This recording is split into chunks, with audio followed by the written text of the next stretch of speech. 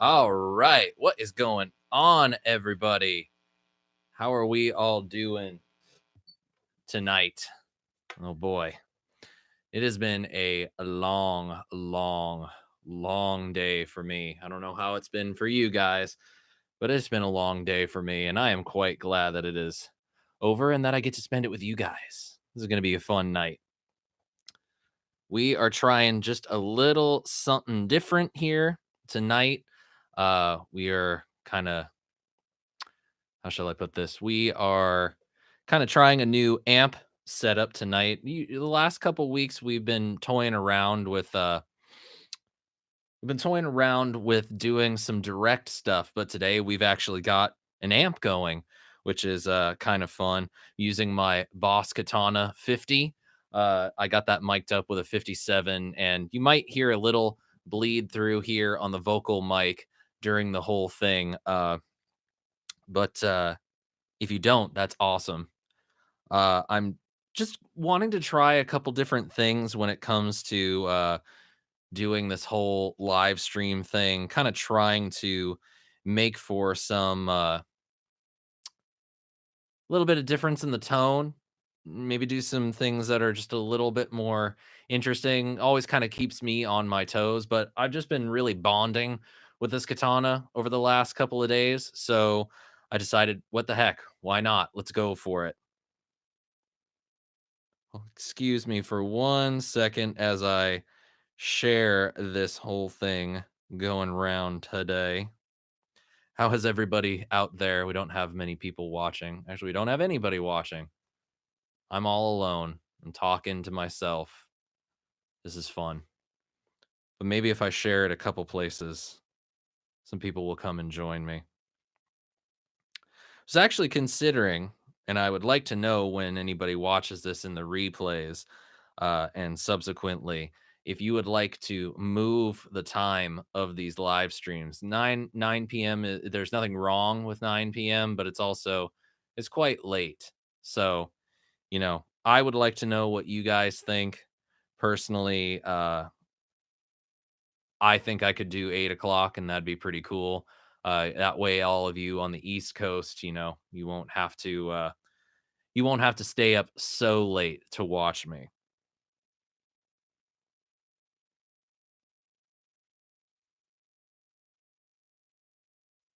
They say dead air is the enemy when it comes to doing live streams. Am I coming through loud and clear for you guys? I really would like to know because I just have no idea. I just hear on my end everything, and everything's loud and clear on my end. So I would love to know what you guys can hear.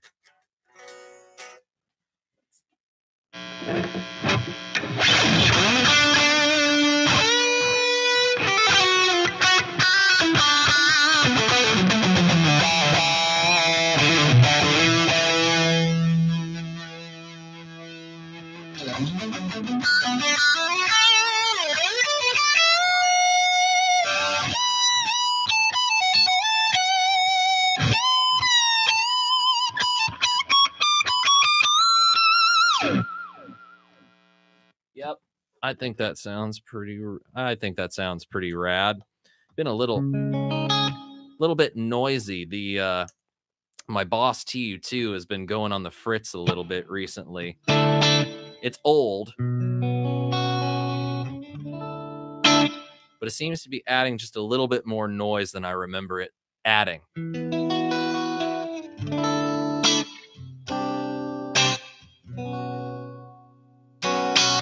Everything coming through loud and clear on everybody's end? Am I heard? Are things happening? Are we rolling? Is there any reverb to roll with? Lovely thing it is. Reverbing. These live things are kind of fun, but they're also kind of strange. But we're going to have some fun tonight nonetheless. So I actually got a new pedal. Go figure. I got to the chance to visit with my buddy Felipe, who runs Beatronics up in the San Fernando Valley, and he gifted me with this beautiful Walk to Hell low octave fuzz. And this thing is like This thing is nuts. It's basically kind of takes a cue from one of the pedals we're actually going to talk later tonight about, the MXR Blue Box, and that it's a fuzz coupled with a low octave for 1 octave below, and then a low octave 2 octaves below your original note. So it is quite the intense fuzz pedal, and it just sounds great. It looks awesome and nice and weathered. um I'm looking really very much looking forward to making the video for this. It should be a definite fun one. Just been having all kinds of crazy fun running this thing in front of the orange, and it sounds like, sounds a bit like the apocalypse, uh I like to think. So I'm very much excited about that. But it leaves me in quite a conundrum recently, because now I have a surplus of, let's see, 5 fuzz pedals to demo. I got the Walk to Hell. I have the Righteous Fuzz by IM Audio. I have 2 fuzz pedals from KMA Audio Machines. And then DJ 7-string guitar sent me his Earthquaker Devices Black Ash Fuzz to do a demo of, which I'm very appreciative of and very excited about doing. So we're going to have a little bit of a 5 weeks of fuzz series in the coming weeks, rolling out on Stompbox Saturday. So look for that. It's going to be a lot of fun. And other than that, I decided I'm going to have a beer tonight during this. So professional, isn't it? But hey, we're letting our hair down.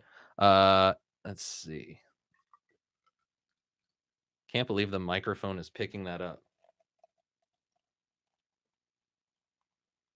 There we go.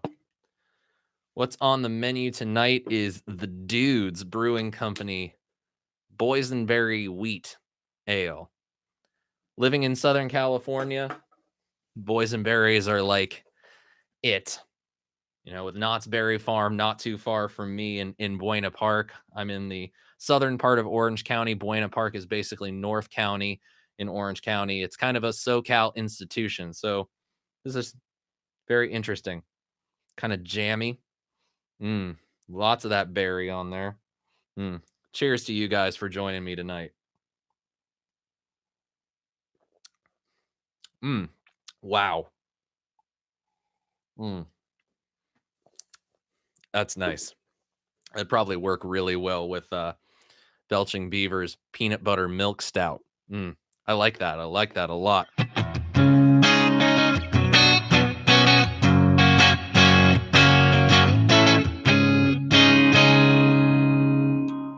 As far as the guitar I'm playing tonight, I decided to do something just a little bit different and go with the old Ramos Black Rider custom that I had made.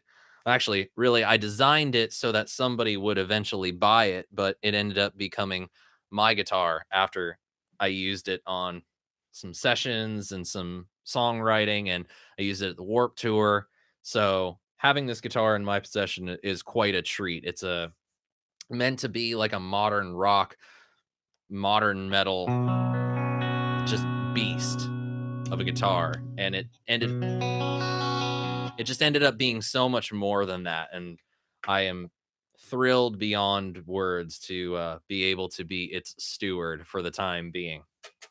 So that's kind of what's going on. We got our amp out of the way, we got our guitar, we got beer, we got to talk about pedals. And the pedals that I wanted to talk to you guys about tonight are underrated pedals, pedals that maybe don't get a whole lot of credit for how good they are, and to me, what they mean in terms of, the overall evolution of pedals of, say, the last, as long as 50 years to as short as maybe even just the last decade.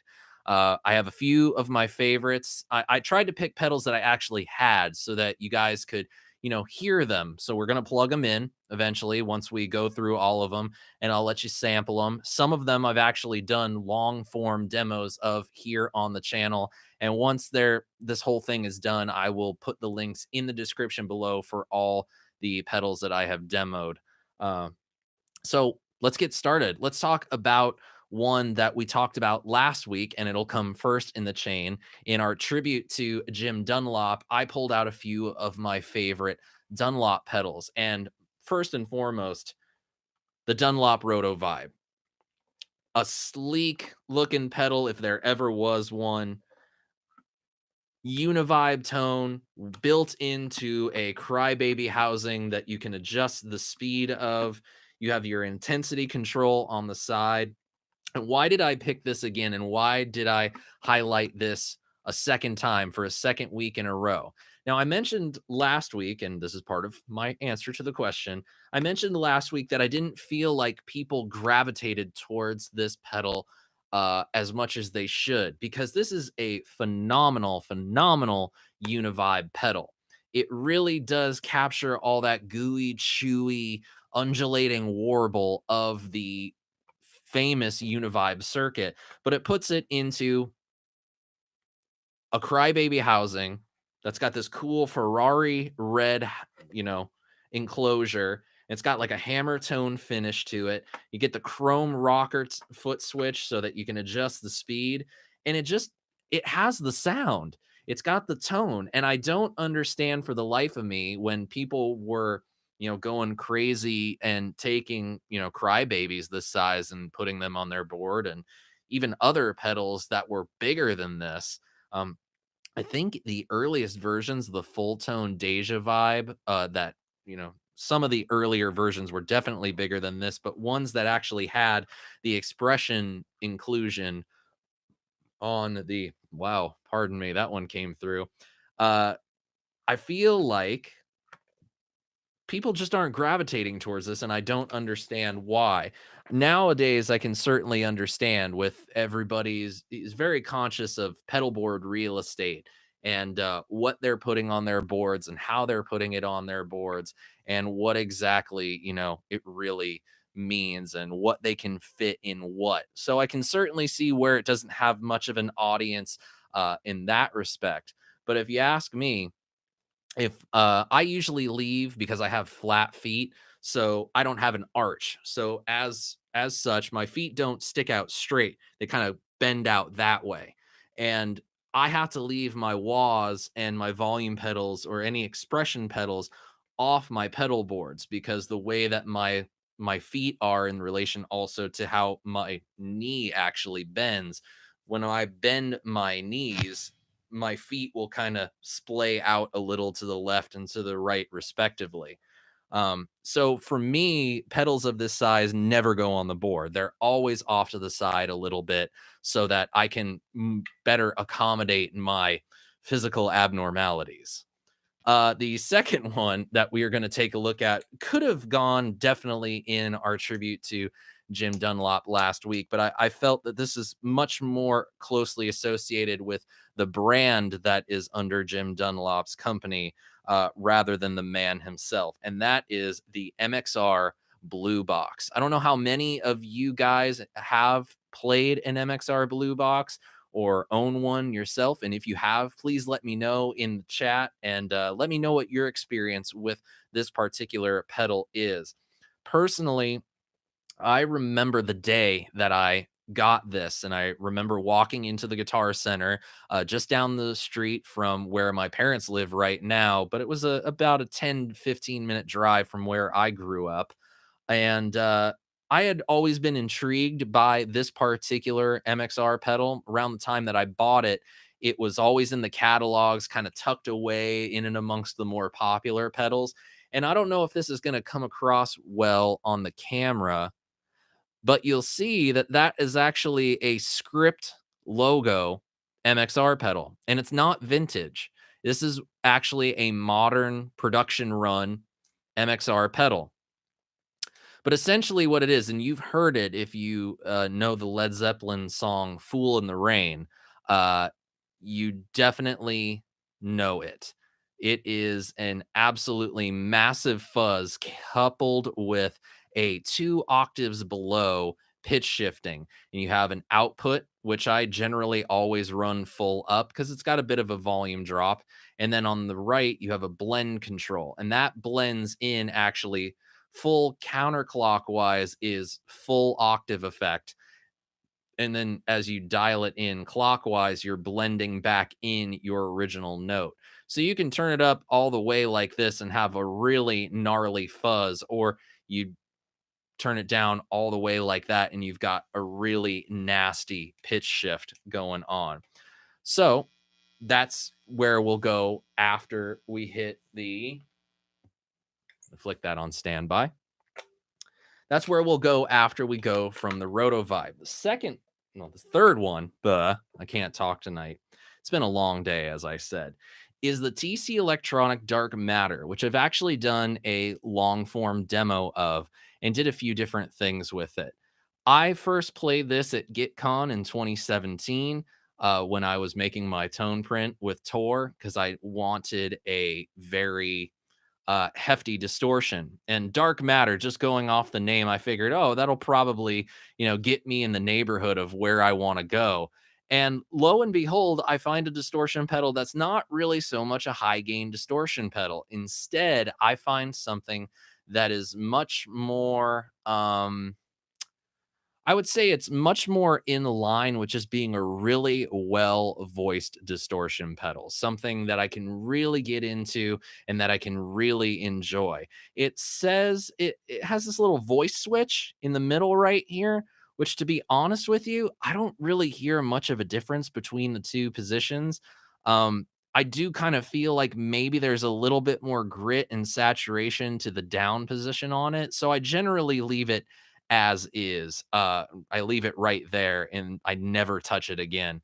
But I was surprised by how great this pedal sound and how long it took me to actually hear how good it sounded. There's some good demos out there. I hope mine is considered by some people to be the best one because this was really like the sleeper hit pedal for me that since I got one and since I started playing it, I have recommended this pedal to countless people I know. You could probably find one of these used for under $50, but when brand new, you can find them for like 60, 70. I just if I can find something new under $100, I'll just buy it new rather than save maybe 10 to 15 bucks and get it used. That way, at least you can go ahead and you can register it and you can make sure you could take advantage of the full warranty that companies often offer with their products. So that's where we'll go after the MXR Blue Box. Finally, this is kind of one of the crown jewels of my pedal collection, and that is the Dan Electro Real Echo. Now, these were released back in, I believe, okay, right here, patents pending, copyright EC 2002. So this is kind of 2002. I think they stopped making them in 2005, I believe. This series actually was very short, much like a lot of things that Dan Electro makes in terms of pedals. The series are very short lived, and this was also accompanied by the Spring King Spring Reverb pedal. It had the built-in kick pad and whatnot. And this is one. It's a huge pedal. Look at that. It's the height of my head. That's pretty insane. But what you get is you get a pretty great digital approximation of a reel to reel tape echo. And it's got the size to match a reel to reel tape echo. You have a few different controls on it. Your time knob, your speed range down here goes from 0 to 1500 milliseconds, which is pretty awesome. They have two different tones of tape echo in here, from a solid state, which would be, they're basically going after echo plexes here. So you have a solid state version and a tube version. I believe that would be the EP3 and the EP2. I don't know. I'm not 100% I'm not an Echoplex historian, so I can't really say with full certainty there. You have a warble control that's basically just on and off, and that's just kind of simulating, wow and flutter. Really, when you hear it, it's just going to be a little bit of modulation on the repeats. And then the tone knob is actually called lo-fi, and that's, darkening the repeats, and you can get it really, really dark to the point where you're kind of playing with the mix knob and the repeats knob to get the 100% sound that you want. It also has a sound on sound mode, which unfortunately I kind of find to be a little less than practical. So I hardly ever use it. I'm usually just using it for the echo. Now, as it stands, why did I include this other than it being cool and being a somewhat short lived pedal? Is because this is one of the first digital pedals that I remember coming out. And when I started hearing clips of it, thinking, like, wow, this doesn't sound like a digital delay that I normally would associate with the term digital delay, you know? That's my own personal opinion on that. And I just always wanted one. The vibe of it was great. The sound of it was great. And I ended up finding one at a guitar show here in Orange County at the Orange County Fairgrounds. Usually takes place twice a year. And I traded some pedals and gave the guy, I think, 20 bucks cash. And this was mine. So cool. So now that we've run through them all, I think we should hear them all. So bear with me as I put together a little bit of a pedal board, which I'm just going to do on the floor. It's not going to be anything too fancy, just enough for us to hear these things.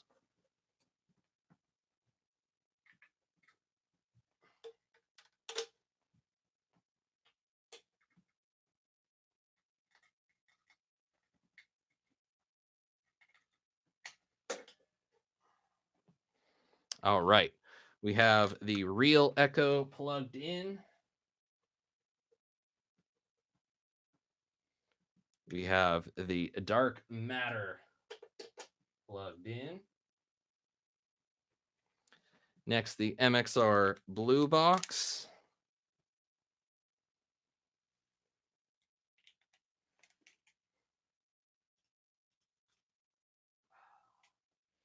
And finally, the Dunlop Roto Vibe.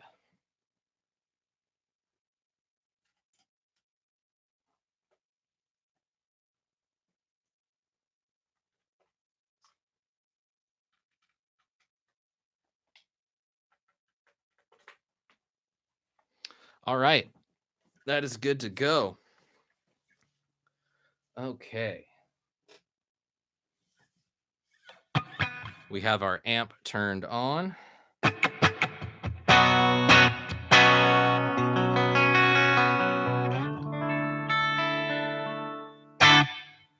Am I coming through pretty loud and clear for everybody? Whoever's watching, please let me know. So I want to make sure that everybody can hear this. So run down the signal flow of this again. We got our guitar, Ramos, At Last C, Black Rider with Seymour Duncan pickups, Nazgul Bridge, Sentient in the neck. We got the Dunlop Roto Vibe, the MXR Blue Box, the TC Dark Matter, the Dan Electro Real Echo into a Boss TU2, and then into a Boss Katana. That is being mic'd up with a Shure SM57, and that is the audio that you are going to be hearing. So bear with me. I'm going to kind of make a little control center for myself so that I can kind of do many things at one time. Loud and clear. Sounds good. All right. Thank you, of Sure. Thank you so much. Now, what I want to do is I want to actually mute my vocal mic, but I've been having some issues with this system recently. So I'm going to go ahead and mute that, and we're going to hear the Dunlop Roto Vibe. And please let me know. I'm going to kind of like jaw around a little bit afterward and let me know if you can hear me. All right. I'm going to start playing now.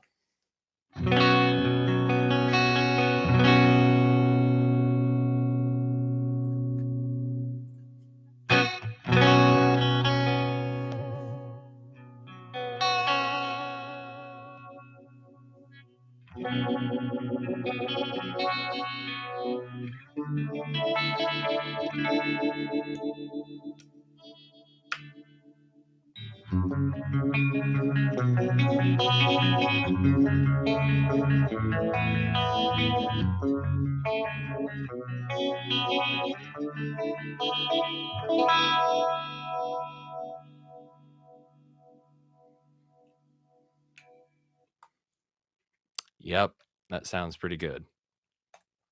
When I was talking just now, could you guys still hear that microphone? I couldn't hear it here in my headphones, so please let me know.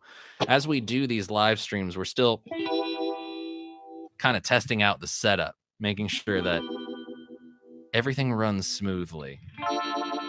You guys are going to grow with me.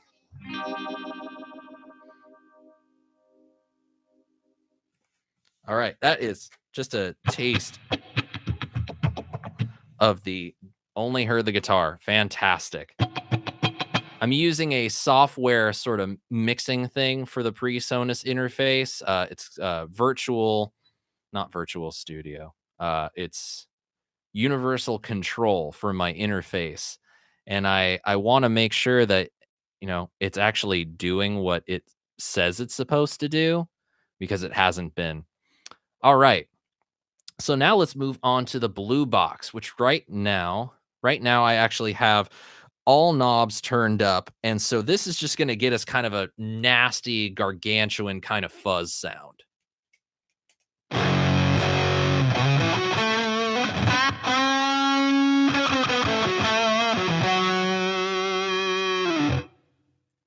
However, if you notice from our clean tone,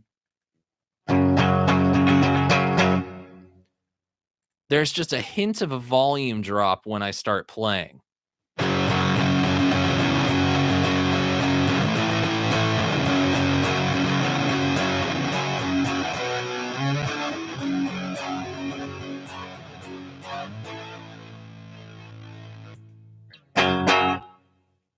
And that could be for any number of reasons, but this is a fairly taxing kind of fuzz pedal, I suppose I could say, considering that we're doing some pitch shifting and it's pretty extreme. So let's go ahead and start dialing in some of that low octave. I'll go ahead and put the blend at noon. Now that's going to start bringing in 2 octaves below our original pitch. And it's at points like that where things start to get really hairy.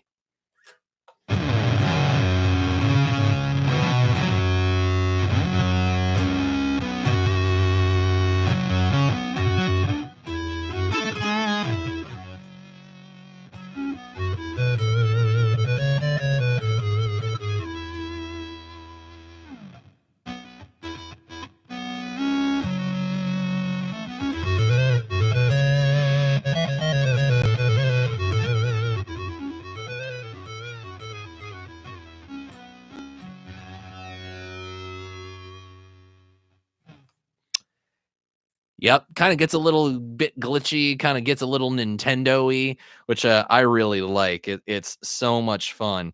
And the tracking of the pitches within the blue box are actually fairly good. I'm going to go ahead and now turn it back all the way. So now you're just going to get full 2 octaves below the original pitch.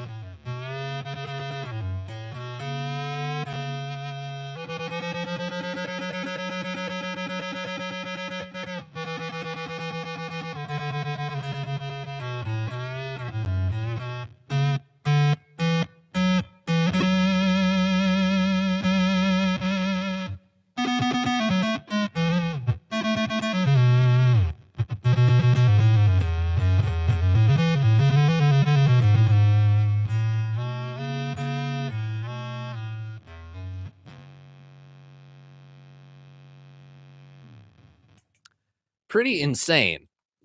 it's a very primitive kind of pedal. It was one of the original 4 MXR pedals to come out, and it's amazing to think that it's very easy to see one that it didn't take as well as some of the others did, but it's also amazing to think like, wow, this is just an absolutely insane uh fuzz pedal. It's probably one of the more it's definitely underrated and definitely underappreciated, but it's certainly not one that I would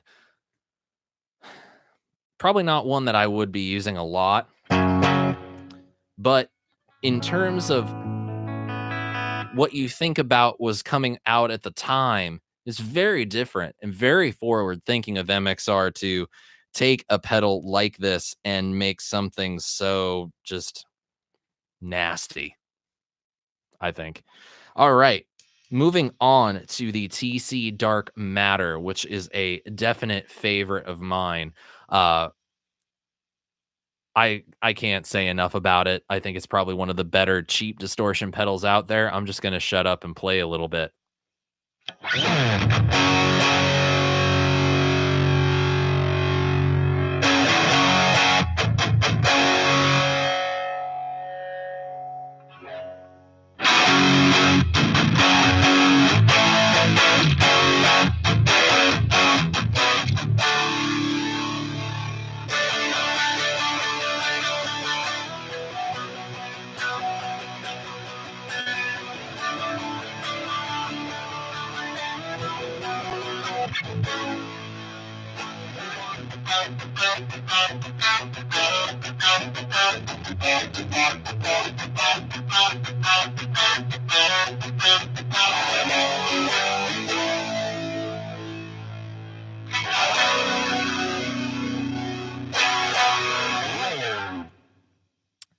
It's got such a great percussive quality to it. Kind of reminds me a little bit of the way a Marshall can cut and have this really sort of apparent articulation. It works probably better with humbuckers, I would say, than it would work with single coils. That's just my own personal feelings and my own personal opinions, and you can take them or you can leave them. But I just think it's a really rad pedal that does a lot more than people take it for. I'll kind of show you with the same settings a little bit of what you can do when you start working it dynamically.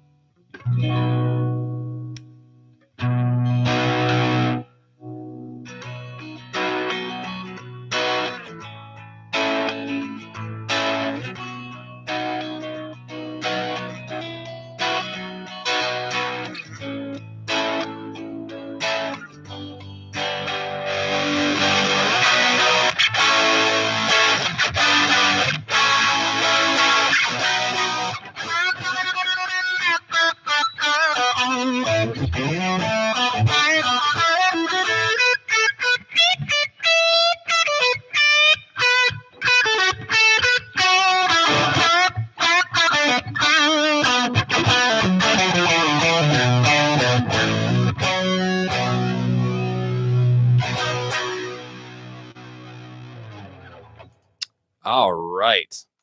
Yeah, I love that pedal a lot. It's a lot of fun. And in a pinch, when I really need it to do something for me, definitely helps. Now let's move on to the Dan Electro Real Echo, which I'm just going to throw on right now. Now, the one little quirk about this pedal that I'm not too thrilled about is the fact that there is no status LED. So when it's on, you basically have to pay attention to the tempo LED and it'll start going. So I have to admit, like right now, I go to do the foot switch. Okay, it's turned off, but in a pinch, that foot switch just doesn't cut it. So if I were to use it, I'd probably use it within the loop of my G2 and just leave it on all the time.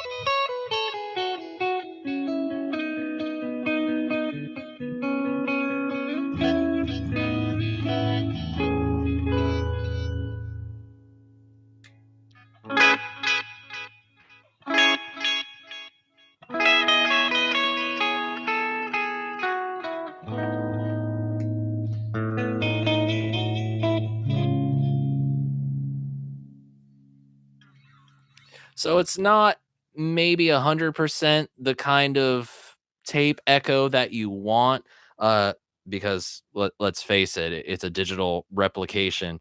It's more going for the vibe, I would say.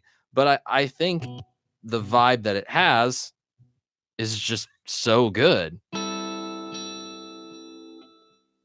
And having over a second and a half of delay time,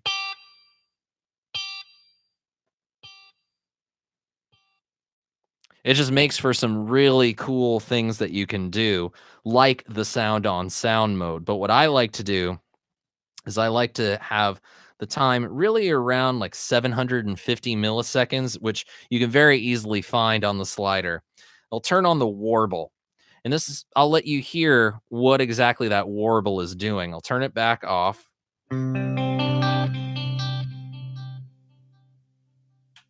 Turn the warble on. So you can sense a little bit of motion there, a little bit of pitch shifting there, but it's not anything crazy. And you certainly hear the vibrato more when you actually hold out the chords.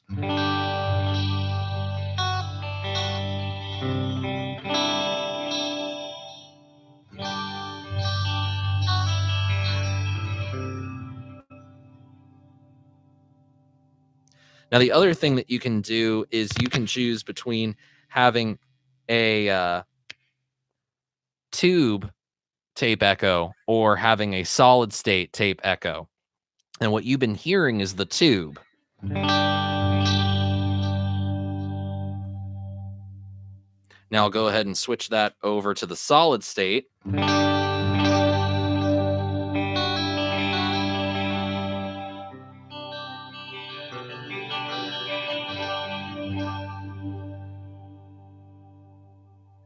And I feel like the modulation or the warble that's coming through when you use the solid state is just a little bit more cutting. It's a little bit more, it's a little bit clearer, I would also say.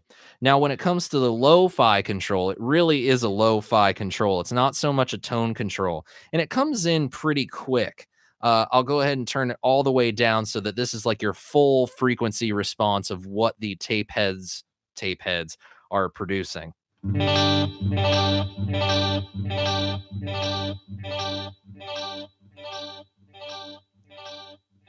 Now, I want you guys to think about something, what you've just heard.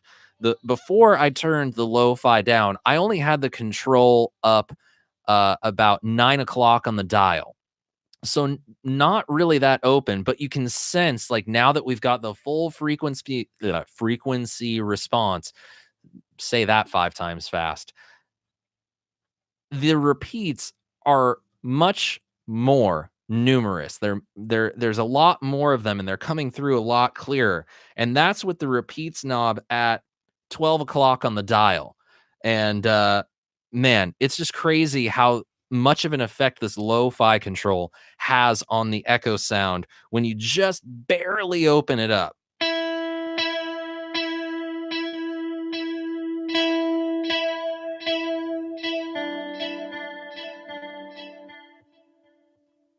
There, right there is really where it comes in.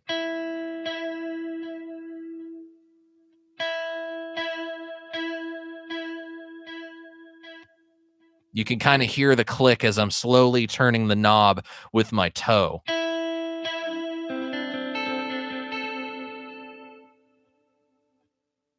And you can kind of sense, like, now they're getting fewer, they're not cutting as much. And now if we turn the lo-fi knob to noon,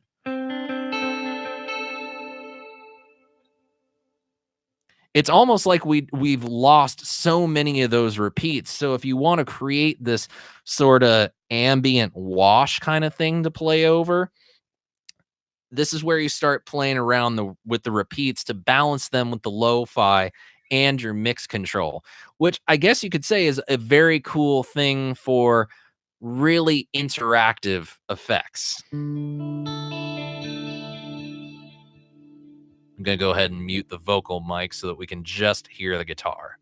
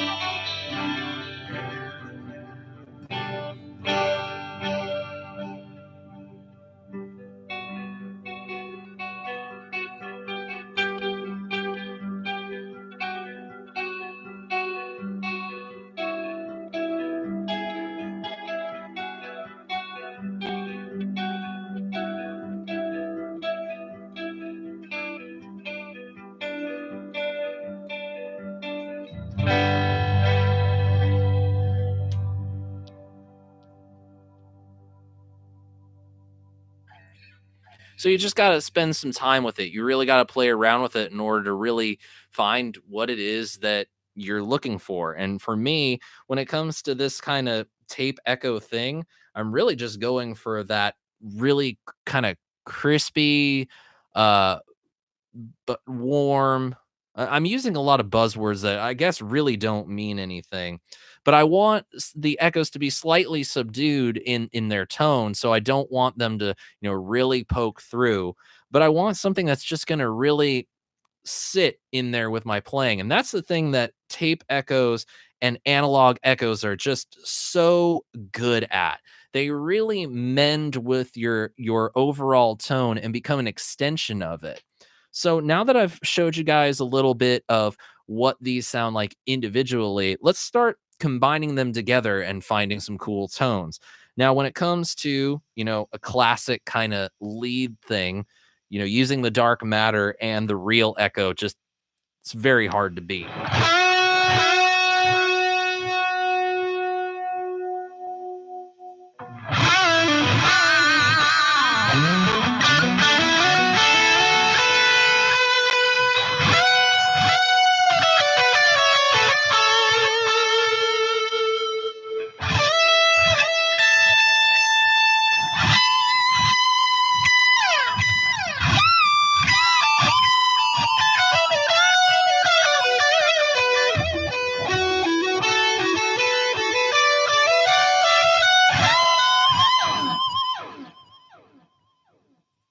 Now, granted, that's a little bit more apparent than I might want to be. I might want to drown those repeats a little bit more with the lo-fi. Let's go ahead and do that. Let's turn up the lo-fi, switch it back to the tube, and then see how that changes things up.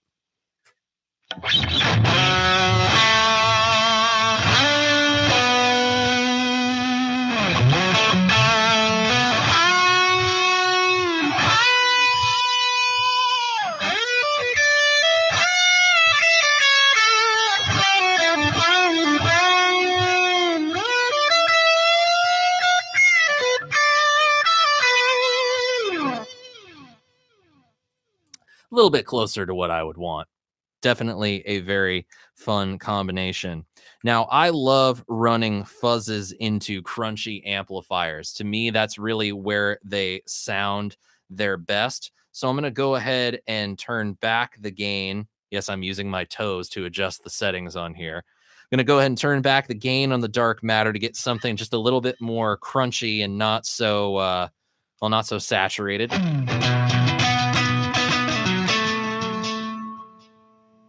Turn up the volume a little bit more.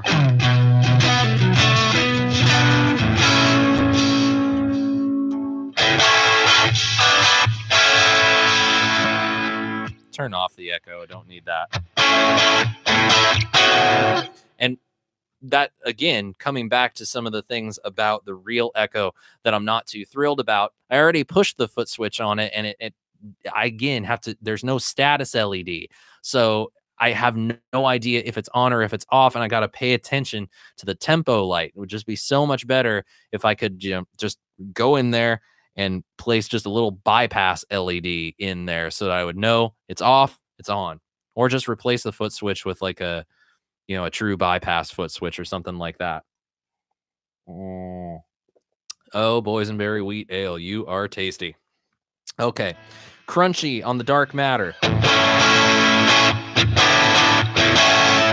Now let's go ahead and then go for kind of like the whole fuzz face into a crunchy Marshall kind of thing. So the blue box, volume full up, and the blend is just basically becoming a fuzz for us.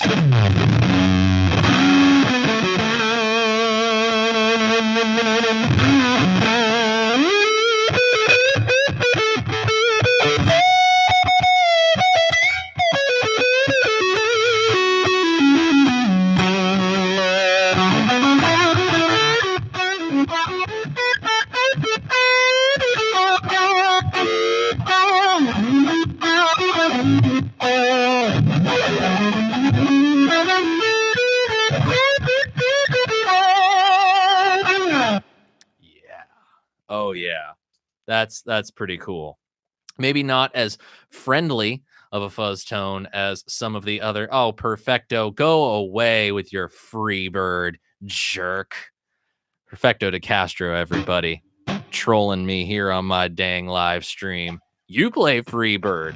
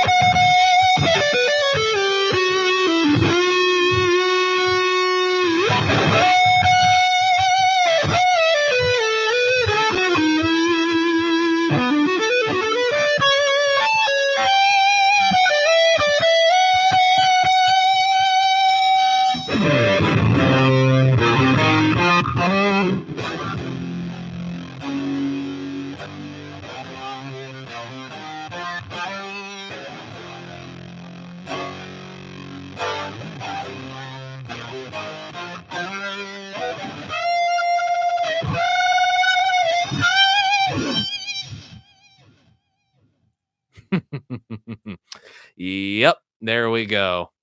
That almost sounds like a reverse delay on the fast bits. Oh, that would be kind of cool, actually. What up, Aaron? There you go. Man, you're late. You guys are all late. Should I be doing this even later? I don't know. Anyway, it's good to have you guys whenever you join in.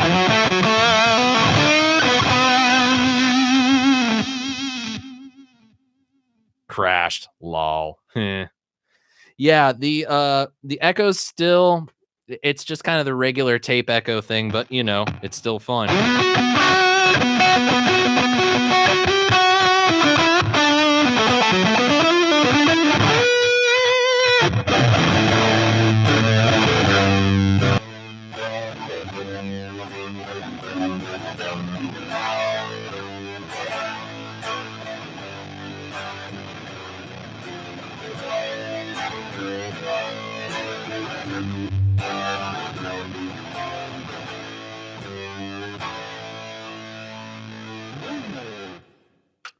Oh man, you crashed and then you woke up. Oh, that's so nice of you. Well, I'll drink to that.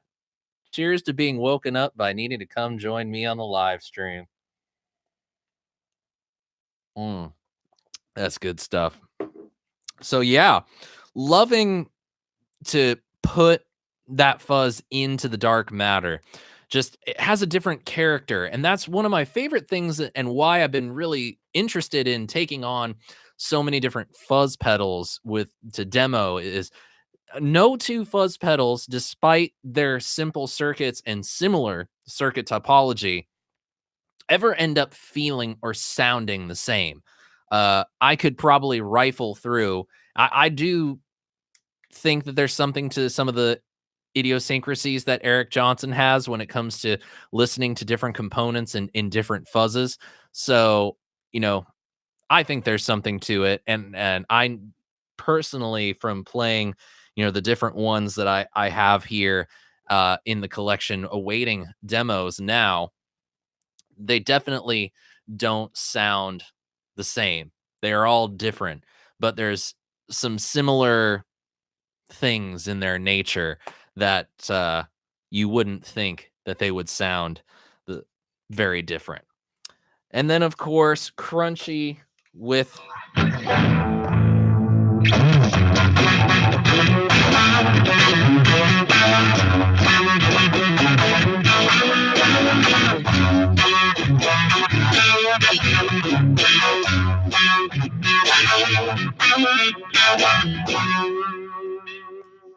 getting that kind of Hendrixy thing going with the roto vibe on there.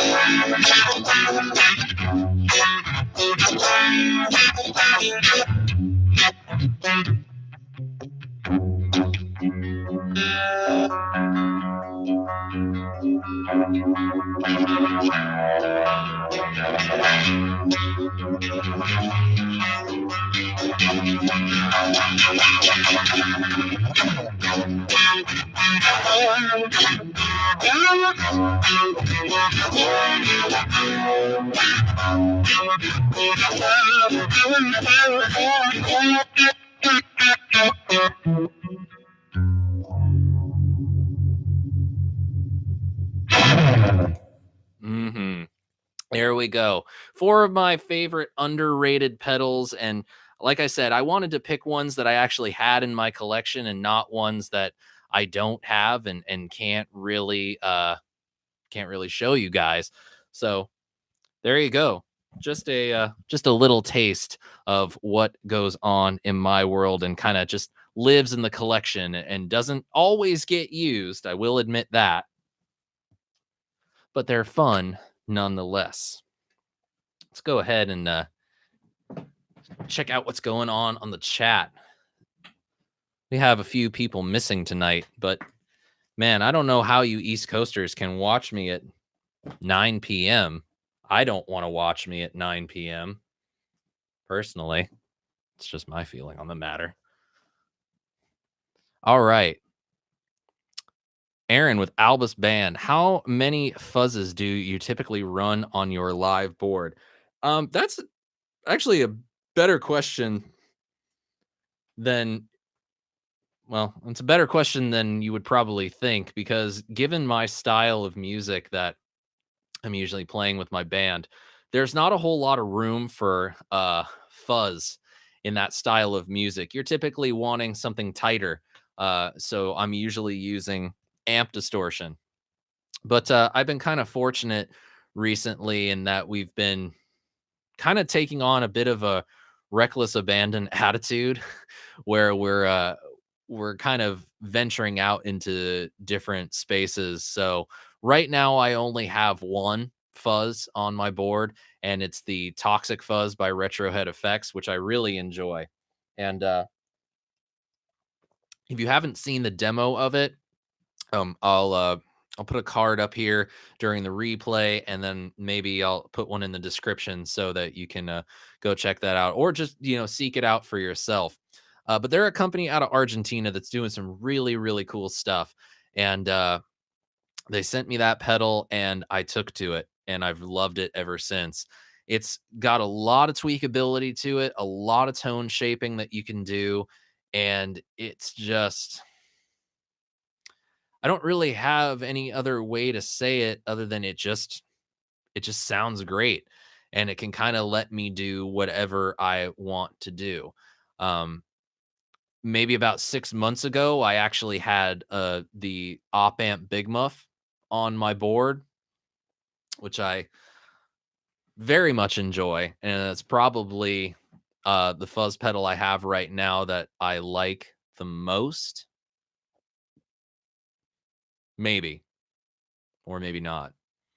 I just know that it means a lot to me. My wife got it for me as a Christmas gift a couple years ago, and I still think it's probably one of the best sounding, if not the best sounding iteration of the Big Muff, for my tastes and in terms of what I own as well. I know I probably have a couple other Muff variants in in the collection. Outside of anything made by Electro Harmonics, I have a black and yellow Russian made Big Muff from the 90s. I know my Keeley Dark Side has a muff style fuzz, and I know the Loomer that Keeley makes has a muff fuzz in it as well. I'm assuming that the Dark Side is a triangle knob variant, and the Loomer is either a op amp or maybe even a Civil War. I don't really know. I've never bothered to ask, and I've never really looked. Um, but that's typically what you'll find me running on the board these days. But I might end up adding, one or two others. I've been getting into using them for very strange things. Not using them in terms of like full on gargantuan kind of fuzz sounds. Been getting into using them as sort of uh layers for gain staging and stacking and different things like that. So, we'll see. Only time will tell.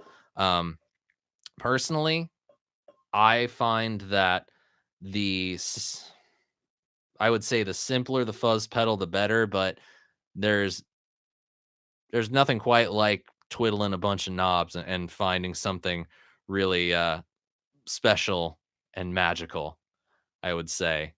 Uh, that works out really well for me.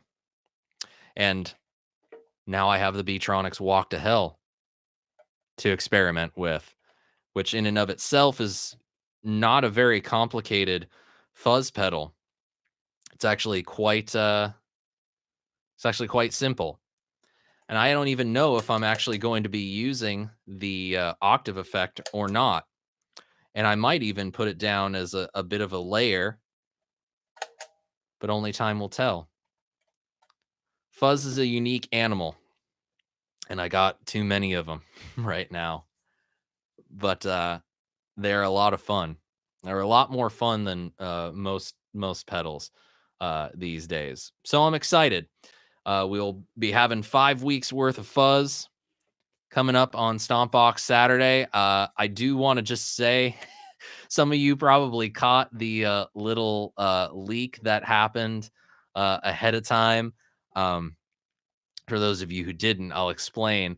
This week's episode of Stompbox Saturday will be the Eureka Fuzz from Jam Pedals. And I know quite a few of you actually ended up catching that. I have comments already on it from guys like Dementoid. And I know I've got a few on there. But boy, it was, I intended to release that for my patrons, because part of what I will do over on my Patreon page is you guys will get the episode of Stompbox Saturday 48 hours or so before the video goes live on YouTube. So you get the first access. And the only way that I'm able to do that is if I make the video unlisted. So I can share the link with someone and they can view the video and not just me. And so I went to go do that. And if anybody watching has not checked out the Patreon page, please do so. Patreon.com/SeanPierceJohnson. Uh, you'll get your early access 48 hours ahead of time, um, 48 hours or so. But I went to go make the video unlisted and it ended up being made public. This is why you don't do these kind of things on a day where you're just running a million miles a minute, and you're thinking about 10,000 different things at one point in time. It's just not a good idea to do work like that uh when you have so much on your mind. So 19 of you saw it, 3 of you comment on it, which I think is fantastic, actually. It was kind of amazing to see how many people so late in the day actually ended up seeing this video, which I think is really cool. And if things come to it, we're going to be this year is going to be all about exploring new opportunities. Um outside of doing these live streams, we've talked about some of the other projects that we're working on, but if there is going to be a good time where you guys want to, maybe try out one of these premieres where we can do a watch along together, and then maybe we'll do a live hangout for about half an hour afterward talking about it, that would be something that I'd be willing to try. But at the end of the day, I'm having fun, and I hope you all had fun tonight. It's getting a little late, especially for those of you on the East Coast. So I'm gonna go ahead and start wrapping this up by saying thank you all for joining me. Those of you that jumped in during the whole pedal portion, I greatly appreciate it. I hope you guys learned something tonight, and that's that there's pedals out there that aren't the flavor of the month. They're not the thing that's on every single person's pedal board. The pedal world is vast and it's there for exploring. You don't have to go with everything that, provide an example. If I demo a Walrus audio pedal and then you see 10 other Walrus audio pedal demos of the same thing, that doesn't mean that you have to go out and buy it. That's just one new option for you to explore. But I will say, if it's a Walrus audio pedal, it's probably going to be good. I'm just saying. So go explore, have some fun, get your feet wet, try new things, and try some things that you might not expect to like. I certainly did not expect to like the dark matter as much as I did. And I think it means a lot in terms of its longevity because they're still making the dark matter. They haven't stopped, and I don't see them stopping making the dark matter.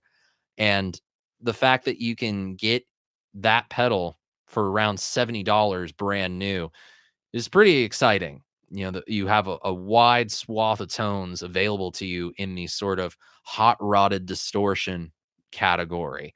Um, Trying out different fuzz pedals that aren't, the flavor of the month fuzz. I had my own experiences with that over the summer last year when I was doing sort of this international pedal exploration thing because I was looking for stuff that was new. Um, so just enjoying it and then just really having fun with it, remembering that guitar and music is supposed to be fun. If it's not fun, at the end of the day, you should probably stop. For me, pedals, doing these things like demos and videos, and then meeting people like you, and then also getting to meet the people that make this stuff. And Alba's band, Aaron, is commenting right now, getting into Xander circuitry. You know, you meet and you start talking with these people, they become your friends, and it makes you more excited to explore the gear world. And that's why I keep doing it. So if you learned anything, I hope it's that there's a lot out there and it's worth exploring. So, with all that said, I'm going to take my leave of you all. Thank you all so much for joining. If you didn't already click the subscribe button, please do so. Turn on the notifications. And Stompbox Saturday is coming back this Saturday. The Jam Pedals Eureka video will indeed be live 100% in living color for everybody to watch. And I will see you all same bat time, same bat channel next week here for another SPJ Live. Thank you all for joining me. Aaron, you have a good night. Everybody out there, good night. Whoever is still joining. Jesper T, thank you so much for the compliment on the video. I really appreciate it. And I appreciate all of you that have stuck around and joined me for this live stream. And until next time, my friends, I'm Sean Pierce Johnson, wishing you all a very good night and happy stomping. Cheers.